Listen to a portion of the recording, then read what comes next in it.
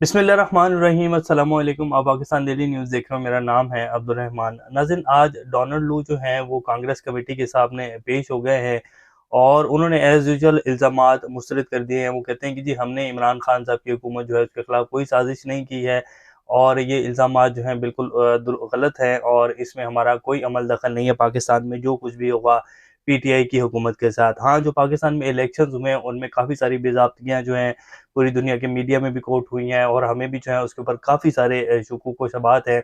और हम कहते हैं कि जी पाकिस्तान में एक प्रॉपर इसके हवाले से जो है इलेक्शन के हवाले से इंक्वायरी करवाई जाए, क्योंकि जब इलेक्शंस हो रहे थे तो पाकिस्तान में मीडिया के ऊपर भी पाबंदियाँ थीं और जिस तरह जो है इलेक्शन वाले डे में मोबाइल फ़ोन सर्विस को बंद किया गया, इसका बाकायदा उन्होंने ज़िक्र किया और एक प्रॉपर एलामिया जो है उस सारी ब्रीफिंग का जारी किया गया, जिसमें कहा गया जी पाकिस्तान में इलेक्शंस में धांधली के जो हैं वो काफ़ी सारे शवाहिद नज़र आए और इसकी इंक्वायरी होनी चाहिए। तो देखिए जी, अब बात ये है कि धांधली तो हुई है और ये पाकिस्तान में हमारे जो अदारे हैं वो बेशक खामोश होकर बैठे।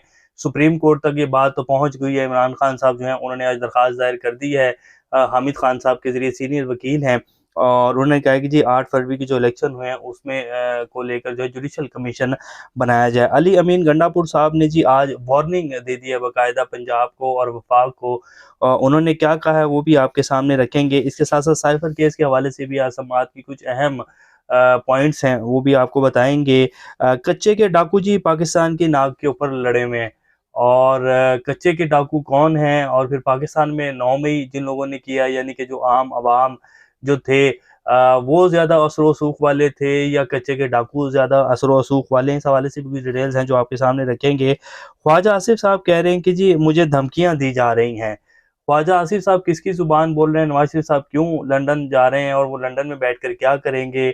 जैसे कि पहले भी वो यहाँ उनके प्लेटलेट्स डाउन हुए और फिर वो लंदन चले गए और फिर लंदन जाकर उन्होंने जो कुछ किया, जिस तरह प्रेशराइज़ किया, जिस तरह उन्होंने बरतानिया में बैठकर जो है लॉबिंग की पाकिस्तान में हुकूमत गिराने के लिए और जो-जो कुछ हुआ, उसके हवाले से भी कुछ डिटेल्स हैं जो आपके सामने रखेंगे। इससे पहले अगर आप लोगों ने चैनल को सब्सक्राइब नहीं किया तो रेड बटन को प्रेस कर लें और बेल आइकॉन को भी प्रेस कर लें ताकि लेटेस्ट अपडेट्स आप लोगों को मिलती रहें। ये जो हमारा ताल्लुक है ऐसे ही जुड़ा रहा है। सबसे पहले जी अली अमीन गंडापुर साहब की ये वीडियो अभी थोड़ी देर पहले जो है आई है। उन्होंने कहा है कि जी पंजाब और वफाक को आखिरी वार्निंग देता हूँ, ये जो झूठी एफआईआरों का सिलसिला है इसको बंद कर दें, क्योंकि उनके जो है वारंट गिरफ्तारी जारी कर देंगे अली अमीन गंडापुर साहब के 9 मई के केसेस में। और वो कह रहे हैं कि जी ये हरकतें अब बंद कर दें, अब हुकूमत को चलाएँ और ये जो मसाइल हैं पाकिस्तान के इसको आगे लेकर चलें। अगर आप लोगों ने ये काम करना है तो फिर ये मेरी इल्तिजा समझें, ये मेरी पहली इल्तिजा है और उसके बाद फिर ये वार्निंग भी समझ लें कि अगर आप लोग ऐसे करेंगे तो फिर मैं भी यहाँ केपीके में जो है ऐसी एफआईआर करवा दूँगा और यहाँ से पुलिस को भेज देता हूँ आपको गिरफ्तार करने के लिए। और अगर आप लोगों में इतनी हिम्मत है तो फिर आएँ मुझे गिरफ्तार करके देख लें। मेरे यहाँ के लोग और हम गैरतमंद लोग हैं, हम देख लेते हैं कि आप लोग हमें जो है मुझे गिरफ्तार कर लेंगे। तो ये फिर अगर ऐसे करना है तो फिर ये सीधी-सीधी जंग है और ऐसे मत करें। तो आज उन्होंने बड़े सीधे-सीधे लफ्ज़ों में जो है वो एक धमकाया भी है और वार्निंग भी दी और इल्तिजा भी की है। अब उन्होंने ये भी फिर कहा मरीम नवाज़ शरीफ साहिबा के हवाले से कि आपकी हुकूमत बन गई है, चोरी की हुकूमत है, आप ना तंग करें, आप जो है मुल्क को चलाएँ, ये मामला जो है सुप्रीम कोर्ट और अदालतों के ऊपर छोड़ दें। आप लोग ऐसी हरकतें मत करें। मैं चाहता हूँ कि हम लोग जो है अब सीधे होकर चलें। जो मेरी वफ़ाक के साथ पार्टनरशिप है मैं उसको लेकर चलना चाहता हूँ, लेकिन अगर आप लोग ऐसी हरकतें करेंगे तो फिर निज़ाम नहीं चल सकेगा। फिर जो है ये भी नहीं होगा कि आप मुझे गिरफ्तार कर लेंगे, ये कोई हलवा नहीं है। अगर आप लोग ऐसे करेंगे तो फिर मेरे पास भी बहुत सारे हरबे हैं और फिर मैं आपको चैलेंज देता हूँ कि आप मुझे आकर गिरफ्तार करके दिखाएँ। तो बात ये है कि जी अली अमीन गंडापुर चले आज उन्होंने धमकी दे दी, लेकिन शेर अफ़ज़ल मरवत साहब के हवाले से जिस तरह उनकी सुपारी दी गई और उनके जो है कत्ल करने की जो साज़िश की गई और उन्होंने एफआईए में जाकर बताया भी और फिर वो ये भी कहते हैं कि जी मैं इस मामले को जो है लेकर जाऊँगा सुप्रीम कोर्ट में, चैलेंज करने जा रहा हूँ। मेरे पास बाकायदा ऑडियो जो हैं वो हैं जिसमें बाकायदा मेरा नाम लेकर जो है एक बंदे को दुबई में $1 लाख जो हैं वो दिए गए हैं और मुझे कत्ल करने का जो है सारा प्लान बनाया गया और उसपे मरीम नवाज़ शरीफ साहब का जो है वो नाम लिया जा रहा है। तो अगर पीएमएलएन इस नहज के ऊपर आई हुई है और नवाज़ शरीफ साहब बड़े बेचैन हैं कि उन्हें वापस लाया गया, उन्हें वज़ीर-ए-आज़म नहीं बनाया गया, तो अगर वो इस नहज के ऊपर आए हुए हैं कि हम नहीं हैं तो फिर कोई भी नहीं है, तो फिर मेरा ख़्याल है कि जो लाने वाले हैं उनको भी काफ़ी समझ आ गई होगी कि ये हमने क्या कर लिया। और फिर अब नवाज़ शरीफ साहब जो बाहर जाना चाह रहे हैं, उस हवाले से भी ये है कि अब पहले ख्वाजा आसिफ साहब वाली बात आपके सामने रख देते हैं। वो कहते हैं कि जी मैं तो सियासतदान हूँ, जिन लोगों ने मुझे धमकी दी है वो भी अफ़ोर्ड नहीं कर सकेंगे। अब ख्वाजा आसिफ साहब ने क्या कहा था कि जी जनरल बाजवा और जनरल फैज़ को क्या ख़ुर्क थी, उनको पार्लियामेंट में बुलाना चाहिए, उनसे पूछना चाहिए कि उन्होंने क्यों हुकूमत गिराई नवाज़ शरीफ की। तो उसके ऊपर जो है वो कह रहे हैं कि जी मुझे धमकियाँ दी जा रही हैं। क्या इनको पहले नहीं पता था जब जनरल बाजवा की उन्होंने एक्सटेंशन दी थी, तब तो इन्होंने एक्सटेंशन दी कि जी हुकूमत गिरानी है, और अब जनरल बाजवा और जनरल फैज़ जो हैं बुरे हो गए हैं क्योंकि हुकूमत जिस तरह की मिली है और नवाज़ शरीफ साहब को वज़ीर-ए-आज़म नहीं बनाया गया।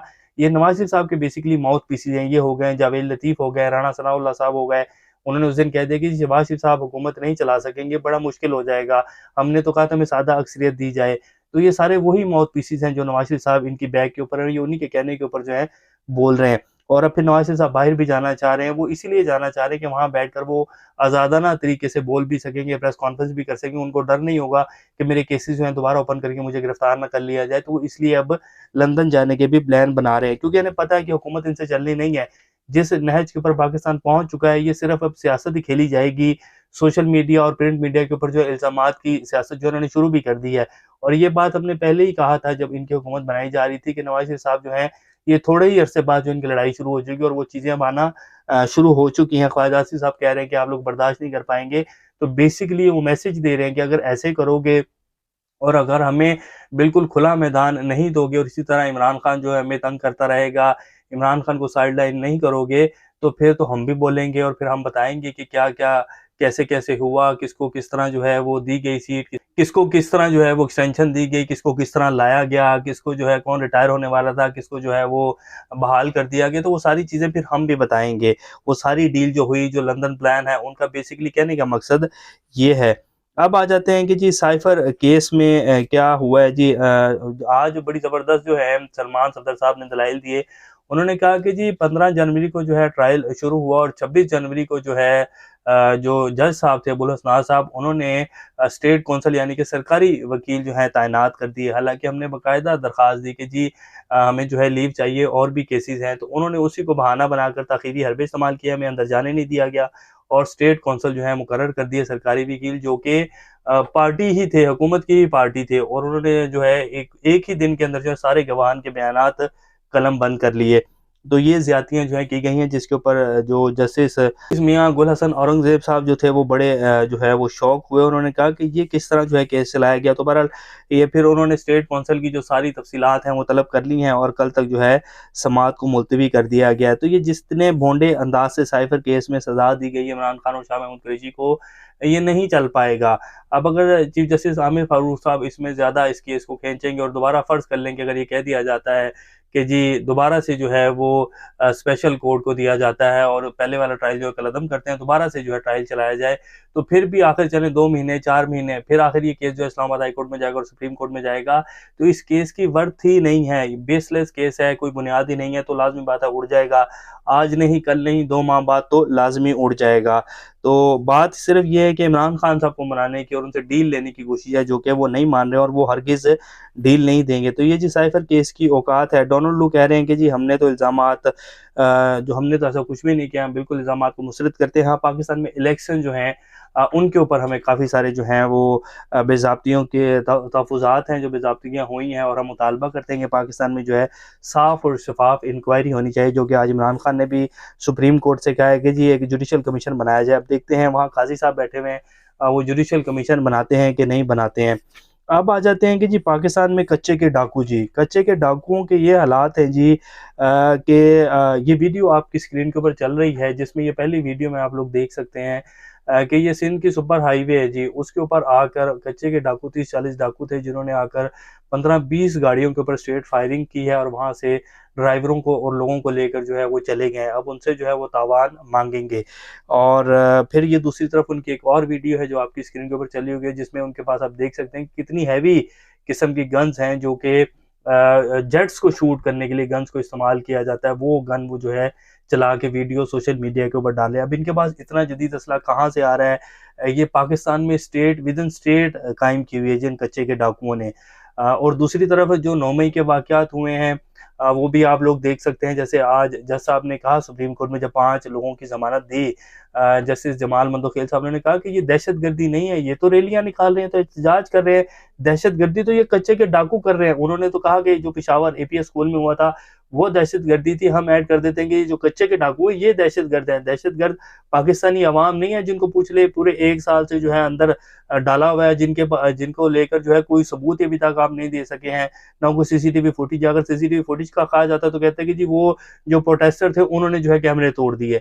अब क्या आपके पास शवाहिद क्या है कि जी गवाही है, जी किसकी गवाही है? जी जो लाहौर में कांस्टेबल बैठा, उसने पिंडी के लोगों की गवाही दी है, बैठा लाहौर में है और उसने गवाही जो है पिंडी के लोगों को दे दी कि जी इन्होंने जो है ये सारी तोड़फोड़ की और उन्होंने आईएसआई के दफ्तर के ऊपर हमला किया। तो ये गवाह हैं जी, और ये शवाहिद हैं जी 9 मई के हवाले से। 9 मई की तहकीकात होनी चाहिए, जुडिशल कमीशन बनना चाहिए, और जो लोग जिन्होंने वो सब कुछ किया उनके खिलाफ कार्रवाई होनी चाहिए। ये नहीं होना चाहिए जिस तरह अब किया जा रहा है, और बेगुनाह लोगों को जो है उठाकर उसमें डाला हुआ है और सिर्फ एक बयानिया बनाया जा रहा है पीटीआई को क्रश करने के लिए। तो ऐसे नहीं चल पाएगा। तो ये जी हमारे सूरत हाल है कि कच्चे के डाकू जो हैं, कुछ पर्सन जो है उन्होंने पूरे सिंध की हुकूमत को जो है वो यरगमाल बनाया हुआ है। सिंध की जो पूरी पुलिस है, पता नहीं वो क्या कर रही है, इतनी वो जो है जुल्म कर रहे हैं। पिछले 1 माह से वो जो है बाकायदा वीडियोस डाल रहे हैं जिसमें वो लोगों को पकड़ कर जो है, मासूम लोगों को उनके सरों के ऊपर गोलियां मारकर जो है वो वीडियोस डाल रहे हैं। और स्टेट जो है वो पता नहीं सोई हुई है, वो पता नहीं किस चक्कर में लगी हुई है, समझ से बाहर है। तो ये जी इस तरह प्यारे पाकिस्तान को चलाया जा रहा है। अल्लाह हमारे मुल्क का हामी और नासिर हो। अपना और चैनल का ख्याल रखिएगा। अल्लाह हाफिज़।